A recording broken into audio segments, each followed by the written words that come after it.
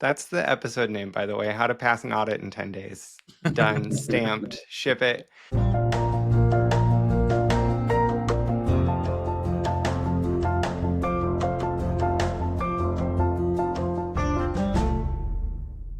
Okay, so like it IPO'd on Thursday, Okay. and wanted to get shares because they were like saying it was going to open at $20 a share, and Uh-huh. then that went to like 30, and then when it actually opened, it was 100. So I like quickly bought it as fast as I can. It's at 10. I think I got it at 104. Now it was at like 114 last night at Yeah. into trading. Any rate, I now want to use it and see if it's super good. If I should if I should buy more, if I should sell it, if I don't know. So you also said that Adobe stock is tanking at the same time? Yeah, the Adobe stock was going down yesterday. I didn't check again this morning. Yeah. I My was my take of the Adobe stock going down is that Adobe is getting pronged by multiple, like squeezed in the market because Canva is so easy to use, especially on mobile for like quick things, right? I can just yeah like pop Canva up. If I need a social media post, I can make it in minutes. The Adobe Creative, what it was Adobe Spark for a minute, and then they made it Adobe Express, and it just sucks. And unless it's updated since I've last year, I mean, it's been a year or two since I've used it last, but it was just super clunky and it never synced appropriately, like to your other, the rest of the Adobe cloud is pretty good about, you do a project, it puts it right. somewhere, you do the thing. But I could never get it to sync, and I could never get the projects to do what I wanted them to do, or at least it took me like 3 times longer than just using Canva. So And I like really feel like they're getting squeezed in the market, and they're really expensive.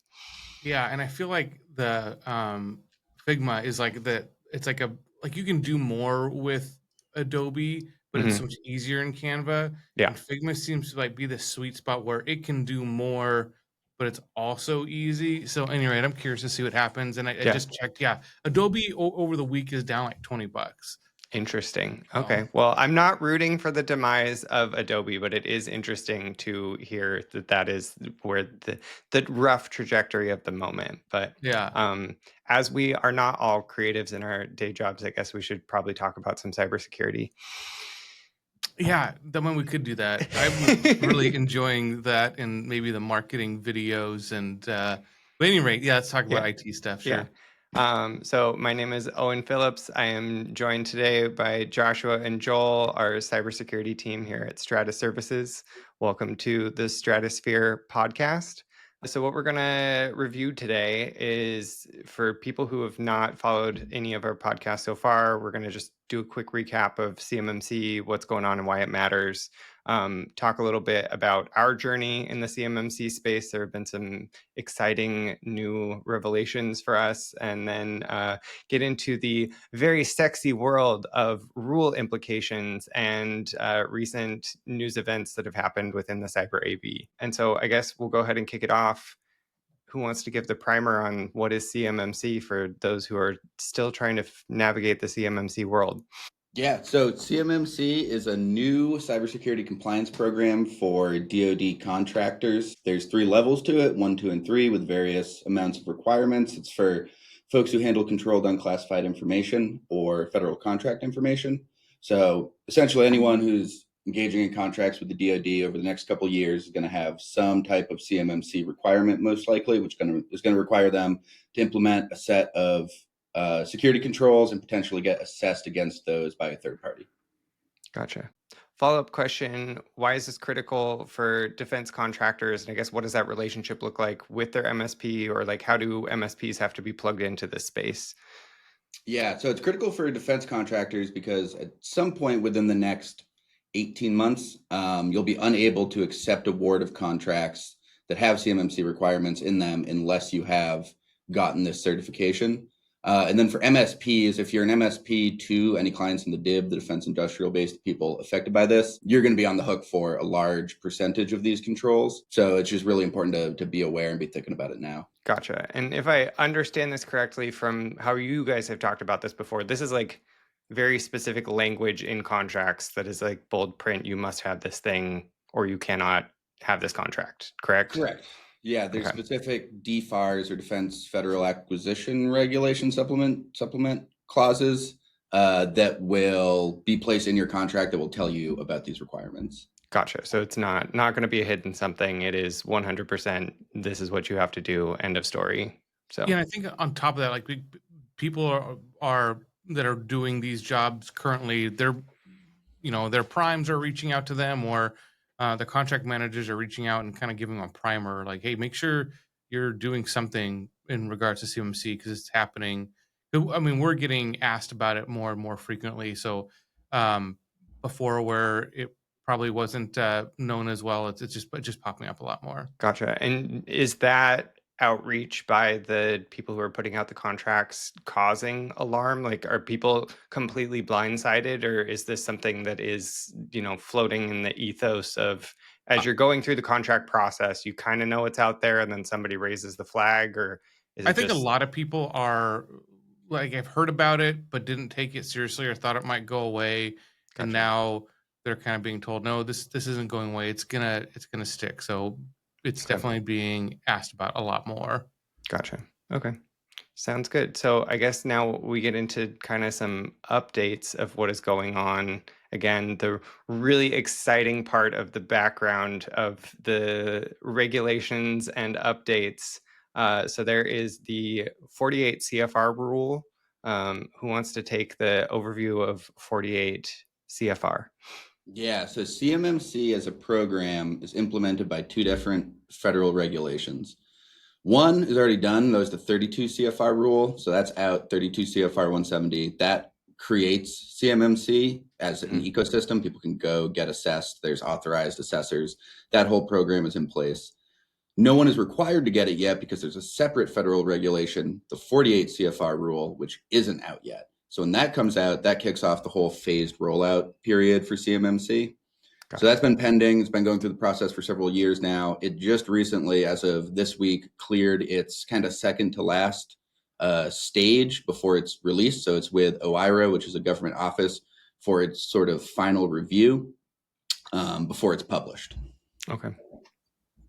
Gotcha. And so I guess what is hi, I'm a potential contractor. Do I have a take home from that? Just like, hey, I really need to be gearing up for this now? Or is there like a special step I need to be taking? Or it's just like, hey, it's going through the motions and it'll happen when it happens? I think like the big takeaway is in like to distill it down. There was the first rule, which is we're doing this. This is what it looks like. Here's how you implement it. Second rule is now it's happening, and there's a phased rollout where you're going to start seeing this in contracts. So it's like at this point, we've already known what we should be doing, and now we're going to be forced to start doing it. So as soon as this goes live, you're going to have a phased rollout, and you pretty much have a year to where you are going to be required to have this to bid on any contracts, and there's a potential that some contracts will have it between now and then. So if you've taken 0 steps so far, you're going to want to start really churning to kind of get it done, because what will end up happening is not only are you going to be on a tight timeline to do it, but so is everybody else. Yeah. And so there'll be a log jam of, can I get a company to help me do it? Can I get an assessor out here to actually do the assessment?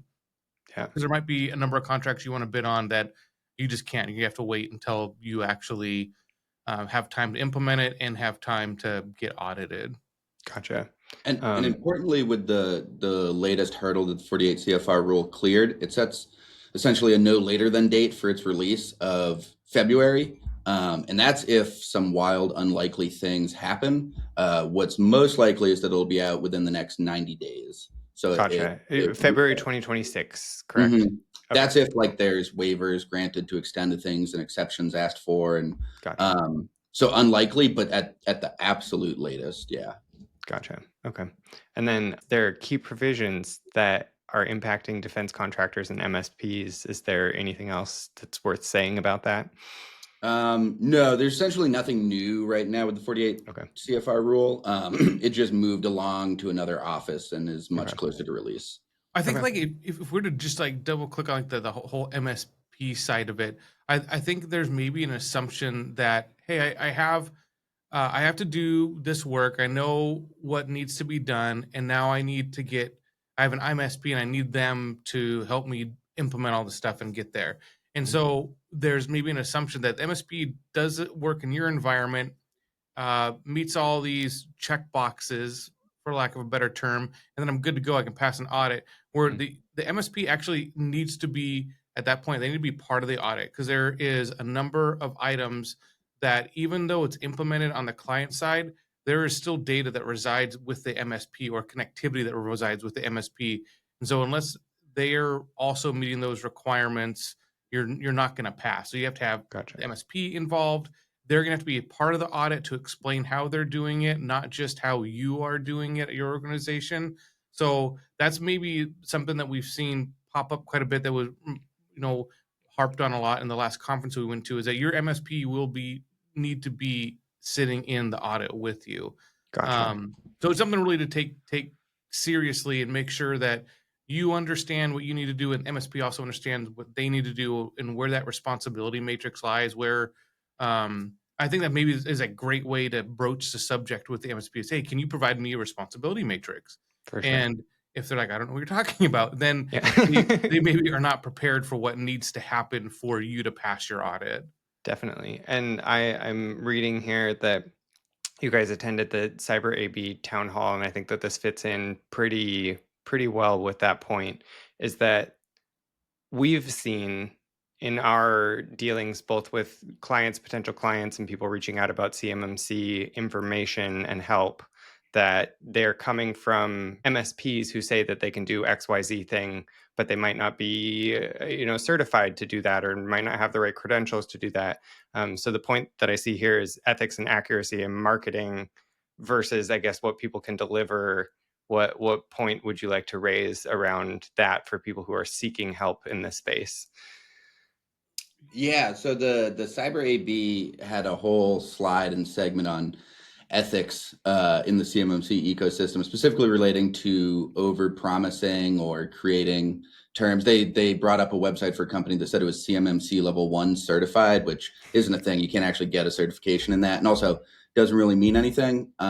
So there's definitely, right now, there's a lot of people who see CMMC as kind of a cash grab, and then will tell you, give me money and all your wildest dreams will come true. And it's hard, I think, for like your average business to know, they don't know anything about CMMC. So how are they supposed to know if anyone else knows anything about CMMC? It's kind of tricky landscape for people out there right now. But yeah, there's definitely MSPs out there who think that they are a lot more prepared for this than they probably are. Gotcha. Yeah, when I think ethics, I think like someone is like maliciously doing it, and I don't think that's necessarily the case. I think there's a lot of like good intentions for sure behind it. When there's cybersecurity people, like, oh, I know how to do all of this stuff, I can help you implement it. But it's the rigors around passing an audit, and then understanding, hey, from the CMMC audit perspective, what are they going to ask, in how, what do I need to be able to prove and show?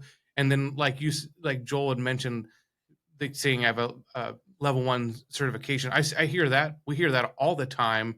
And like Joel said, it doesn't really exist. It's not a thing. But if you're not under, those are maybe some keywords to listen out for, where maybe someone doesn't really fully understand. They just have surface level understanding of what they should be doing. Yeah. Or they're just playing the SEO marketing game, right? Of, hey, this is a topic that I know that people are looking for, so we got to pop that on the website so that people visit us. Yeah, that's a good point. Yeah. Yeah. Maybe we should put that on ours. And yeah. Okay. I'll get right on free. that. I'll make sure that we add all of those really important keywords there, even if they're not. No, we will definitely not be doing that. So any other data that you want to just spitball from the town hall last month? Yeah, they went over stats on CMMC assessments. So 258 people or companies have passed a level 2 C3PAO assessment. Awesome. 11 had a conditional pass, so they had some sort of POAM item, but got their CMMC level 2 conditional status. 8 had failed an assessment, and there's currently 87 in progress.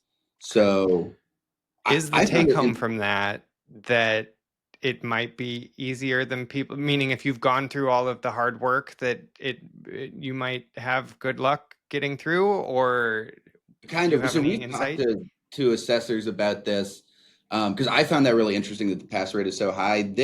What I've heard is that it's still so early in the timeline for this, and CMMC is still voluntary at this point. No one's been forced to get it. That everyone who's getting assessed is a early adopter who chose to take it really seriously, and therefore, is much more likely to have done good work. My takeaway from it is that it's still, if a company gets their CMMC level 2, they're still going to be in the first 0.1% of companies to get it. It's still extremely early.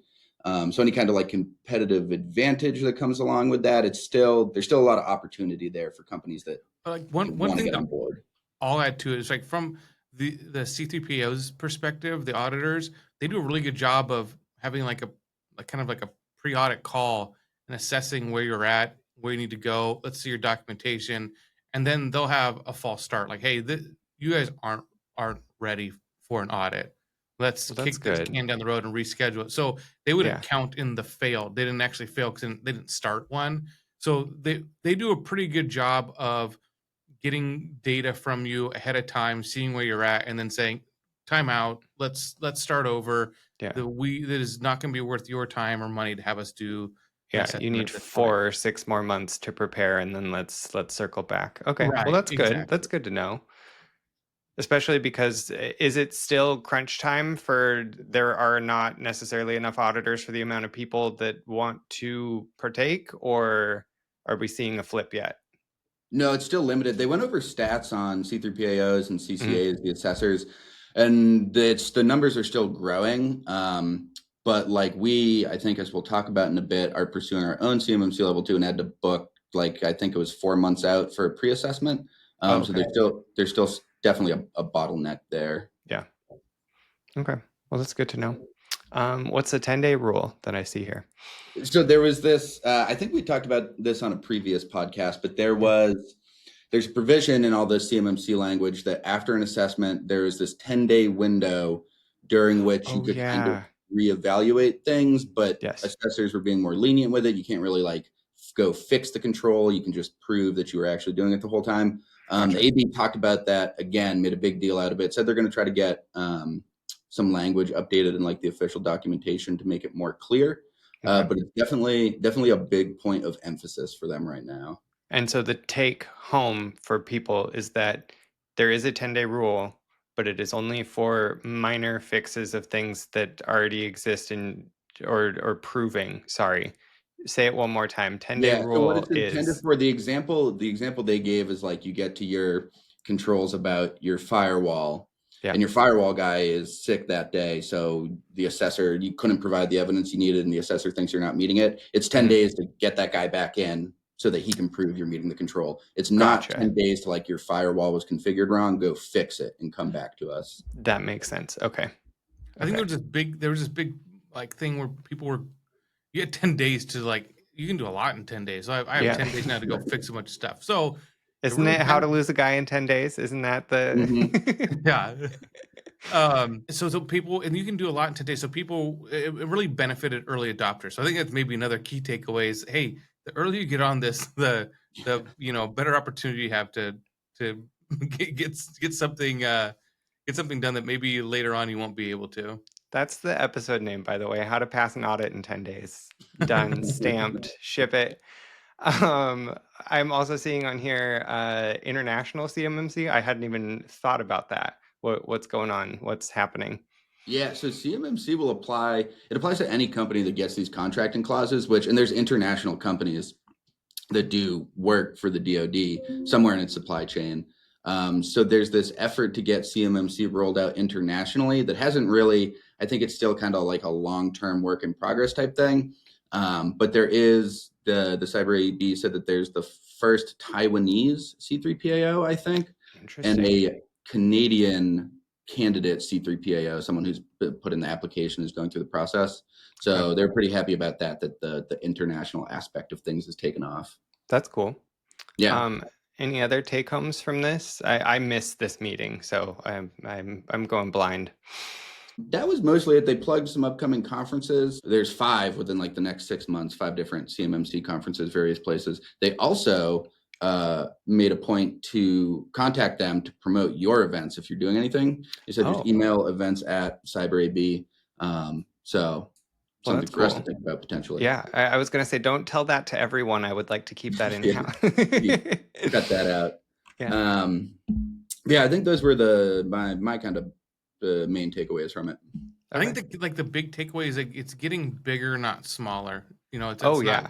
is the scope of it's getting more and more involved, and yeah, just the earlier you get on it, it'll be a lot easier. Yeah. Well, it was like Joel told me what this was episode 1 or 2 of doing this, and I asked Joel, well, how real is this? How much is this going to go forward? And he said, despite all the doubters, this is happening. Like, it is in place. It is going through the system. We cannot back out. It is far enough that you can't undo what has been done. The end. Like, we're not waving hands now. It's moving forward. So figure it out, or you're not going to be a part of this ecosystem. So not to be too aggressive about it, but It's very heavy-handed. Yeah. Okay, so next on our list, we want to talk about our journey through CMMC. So we talked a little bit earlier about kind of the ethics of MSP, or ethics of MSP saying things about CMMC and what certifications they have. I know that the things that we've harped on within our organization and doing marketing is these are the types of people that we have on staff. This is the creds and certifications that we have as a part of our team. We've been in RPO since 2022, but we are also going on our own journey to become CMMC Level 2, correct? Yeah. Correct. Yeah. Yeah. I think like I'll let Joel take it in a minute, but just to start off, like there's not really a requirement that an MSP is CMMC Level 2. Like you can sort of implement and support infrastructure without having a Level 2 certification, without storing, processing, accessing CUI, which is the requirement for it. And we'll probably be in that same boat where we're not going to store, access, or process CUI. However, there are a lot of things that you have to do as an MSP that really it's tough to really demonstrate or prove to someone unless you do have a Level 2 certification. So we decided, we're going to go down that road and get that certification and demonstrate that, we not only can we help you implement it, we did it ourselves. And as an MSP, we are doing all of these things to meet the requirement. So it's kind of like just like a show of faith to our customers and just a proof that we're, the proof is in the pudding. We're doing it too. So at any rate, we're investing in our people, and our certifications, our training, and we're investing in the tool sets that we utilize to meet FedRAMP requirements and get the certification. And I'll let Joel kind of talk more about it. Yeah, the lead by example model is really what it is. That's what I see it as. What do you think, Joel? I agree with everything Josh said. I think it's kind of just like the right thing to do if you're going to be supporting those types of clients to meet all the requirements yourself. I also think it just makes it easier in a way. You have to do everything in a compliant fashion for your clients already. So it almost makes things easier. Like one of our big challenges is adapting. We have a whole managed services side to the company, which is very good and proficient, do awesome work, but it's just different work than what a CMMC client needs. So it kind of helps in a way, I think, it helps implement and enforce all of the requirements we have to meet for our clients anyways, if we're doing them to ourselves. So it's just sort of like the logical step, I think, to take if you're doing this kind of work. And I think like on the flip side of it, like it's going to be different how we do our regular MSP customers versus the ones in the CMMC. But at the same time, it's sort of bringing along a lot of those security practices to the other side of it. And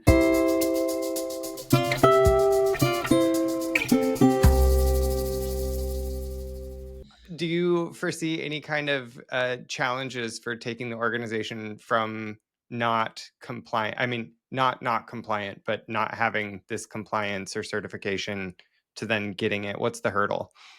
Yeah, so there are many. On the technical side, so we're building out a whole new environment. It's all virtual, all hosted in Microsoft's GCC environment. So building out virtual machines, putting in place all the network security in the cloud, entirely cloud-based, which is not, we're good at that stuff, but it is just like a whole new environment that has to be built out.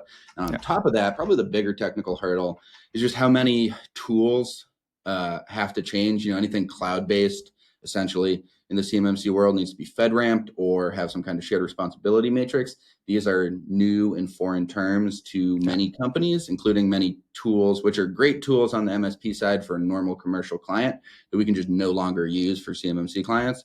So having to find a whole new tool set to use and learn and implement is probably the biggest technical hurdle. Gotcha.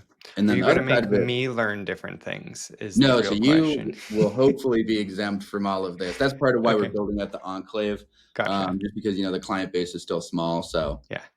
no need to wrap everyone up in it. Yeah.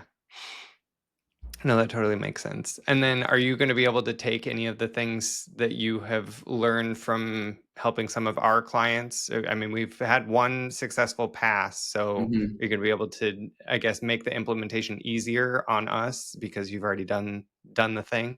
Yeah, what's nice about this one, it's a much more fun project for me in ways because it's all ours. We get to do it however we want. None of this having to like fit someone else's business practices into CMMC requirements. It's our own little creation that we can build in the best manner we see fit.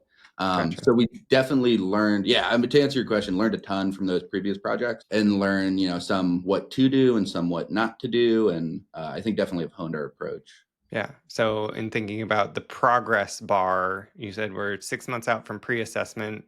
I guess where are we at right now and what's the trajectory? Yeah. So it's less than 6 now. I think it's in November, and we scheduled it a couple months ago. Okay. Yeah. So we're getting there. So the environment is built. The tools are in place. It's being used to manage our clients. Cool. If you had to put a number on it, it can be really tricky to do with these things, but something like 2/3, 75%. There's still some process that needs to be put in place. Things that a lot of how we manage our clients, we already do in a compliant way, but like we now need our own internal change management process and incident response process, things like that. So some of that still needs to be sort of implemented, built out. But we've done a lot. Yeah, it's like when I turn on the PS5 and it says you're 65% done with the game, and you're like, I feel like I'm really close to the end. Like, how many Easter eggs are you putting in that 65% that I haven't touched on yet? So with that, is there anything that anybody else can learn from what we've done? Like any advice that you can give to other people who might be going through this process? Yeah, if you're an MSP going through this process, there's so much to learn. I'd say the biggest thing is to figure out your tool set and get some people trained. CMMC is, I've been doing this type of work pre-CMMC for the DoD, doing 853 and then CMMC for a couple of years. And it's taken basically that whole time to feel like I have a sort of like intuitive understanding of the controls and just kind of gut instincts. I don't have to go read the documentation every day anymore. So definitely take that seriously and get people trained. And then do your scoping, figure out your environment, your tools, make sure that they're all going to work, because otherwise you wind up having to swap things out midway, and it really muddies up the whole process. Okay. Well, Joel, thanks for hanging out with me this morning and telling me new things about CMMC that I didn't know before. I do my best. So for all of us here at Stratus, sorry that Joshua didn't make it to the end, but Joshua and Joel are cybersecurity crew, myself, marketing director. This is the Stratosphere podcast, and we hope to see you next time. And in the meantime, if you have any questions, feel free to give us an email. You can email cmmc@stratus-services.com or visit our website. Till next time. Bye. Bye, Joel.